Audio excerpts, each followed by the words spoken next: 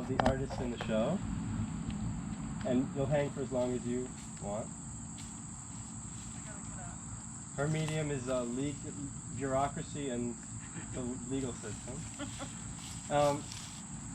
So my question has really been for a while, like I started out doing, running an environmental education program for undergraduates called Eco-Practicum, and at some point during that time, one of the participants asked me, you know, all these issues that we're facing, they seem so deeply embedded in our culture. How do we go about changing culture? I had been working as an artist kind of separately from my work with Eco-Practicum for a while, and it was the first time that somebody had asked me a question that really felt like it gave me permission to merge my two practices as an educator and as an artist. And so in pursuing that question, I was a founding faculty of a program called School of Apocalypse, which was at Pioneer Works and other places in Brooklyn. And that was really like a platform that brought a lot of people together, a lot of artists and other kinds of practitioners to think about questions of survival, like really deeply to consider what it means for us to survive, and what kinds of cultures are we creating when we imagine an end. And apocalyptic thinking is so present right now in everything. It's so heavy that it really does seem to influence the way that we behave in the present, which is really interesting set of questions to consider. And this show comes from a series of questions that I haven't been able to answer, and through this show, I mean, I still don't have any clarity on these questions that we're going to be like thinking about, and that's the best kind of question in my book, like a question that feels like I could spend my whole life thinking about this one thing, which is basically like about 10,000 years ago. You know, we know it as the agricultural revolution, but about 10,000 years ago, there was a moment at which we made a transition from, or not we, where there was a profound transition among many different kinds of people towards agricultural practice, and that required a different kind of relationship with the earth. It required a relationship of domination in many cases, and I wanted to ask, what is that culture of domination? What does it really mean? How is it experienced? And how might we think beyond cultures and practices of domination towards relationships with the earth that might be based more in mutuality and reverence? All right, why don't we go? All right, awesome. Ready to rock? Okay.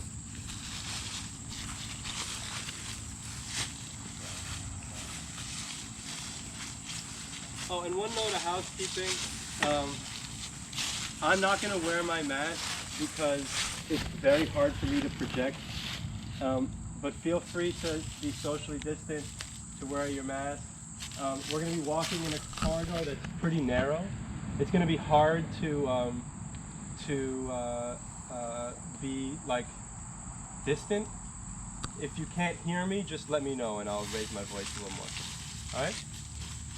And if you have any questions, stop me immediately. Okay? Yeah?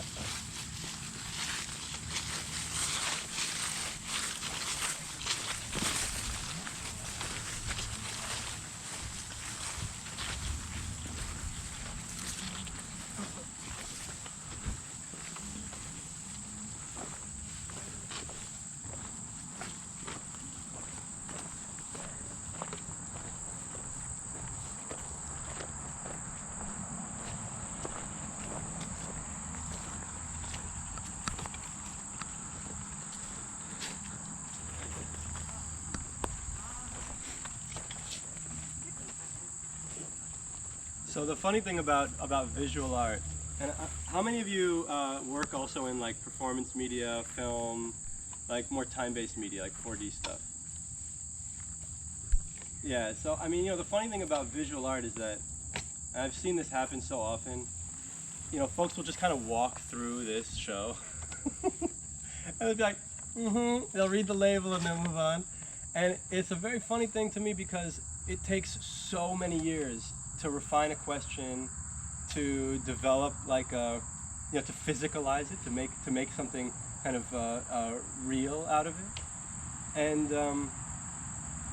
And so I hope that after this, like this tour will give you permission to come back here and spend actual time with these pieces, because each one of these things took many years of work ultimately, and it's a really fun thing to get to know a practice intimately. So these are two works by Jean-Marc Superville Sovak. He's an artist who's been thinking quite a lot about the history of racism, and slavery and the history of industrial development in this region. In this case, he's done two works. The first one was a performance piece, and he considers this to be an ongoing performance of a burial of white supremacy, where we'll be exhuming the grave and then burying it again. He's invited people to come and find relics in their homes and from their lives that reflect like white supremacist systems, and to bury them. People have brought anything from Band-Aids to CDs, like music, to I don't know, a whole, almost everything reflects white supremacy in one way or another. So it's not that hard to find that stuff in your house. And it was he performs a burial ritual that is kind of part of an ongoing practice. The second is this work, Between Starshine and Clay. One of Jean-Marc's main, one of his main media are bricks. Bricks that were produced in this region. I don't know how much you know about the industrial history of this area, but brick making was one of the big, brick mining for bricks was a big industry. And in this particular case, these bricks are stamped Empire, and he finds that pretty funny.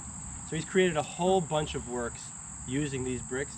In this case, this is a pattern that he's taken from a what's it called? It's a slave quilt, but in particular, it's called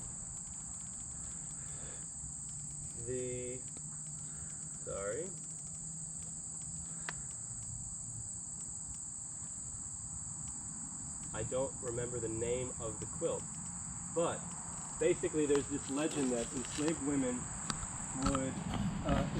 and free women, and women who were fleeing slavery in this part of in the Northeast, would embroider or in their quilts, they would kind of create maps for other folks to read. It was a kind of a code that a lot of folks knew how to read, and in this particular case, this symbol is known as the North Star symbol. That was often on these quilts.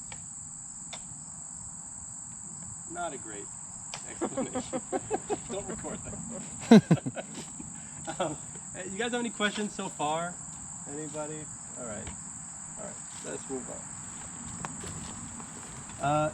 This is a work by Joel Olzak. Do you want this? This is a work by Joel Olzak. This is actually an expansion of a work that he did for Michael Aspel's show called Compose to Decompose. He's essentially created a drainage ditch. Now in this area, there's been a major change because of the emerald ash borer.